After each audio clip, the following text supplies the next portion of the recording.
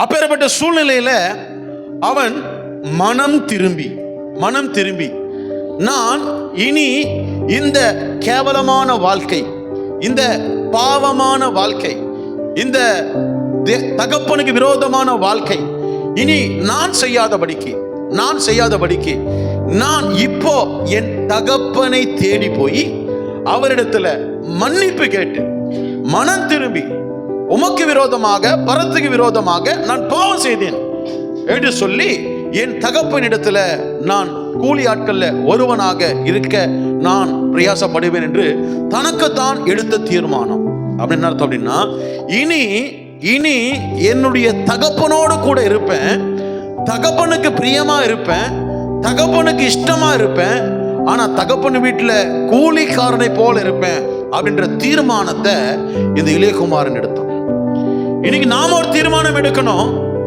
நான் எங்கெல்லாம் விழுந்து போயிருக்கிறேன், எங்கெல்லாம் செதறி போயிருக்கிறேன், எங்கெல்லாம் பலவீனமா இருக்கிறேன், எங்கெல்லாம் என் ஆண்டவருடைய கையை விட்டு விழுந்து போறேன், எங்கெல்லாம் என் சமூகத்துக்கு தூரமா போறேன், அப்பேற்பட்ட காரியங்கள் என்ன என்னுடைய வாழ்க்கையில உண்டு என்பதை ஆராய்ந்து, இதோ இந்த காரியம் தேவனிடத்திலிருந்து பிரிக்கிறது.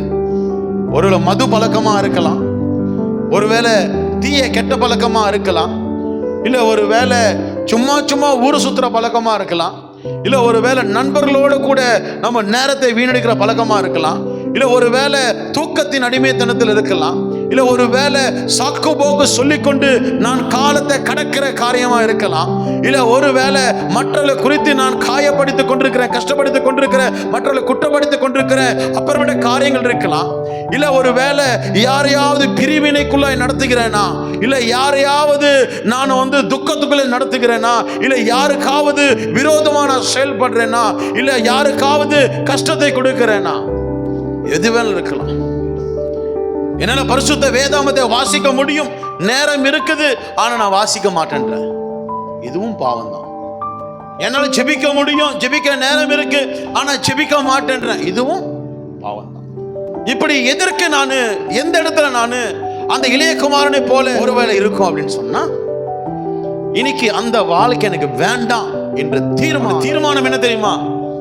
தகப்பனை தேடுவேன், தகப்பன் வீட்டுக்கு போவேன், தகப்பனிடத்துல அறிக்கை செய்வேன், ஒப்புரவாகுவேன்.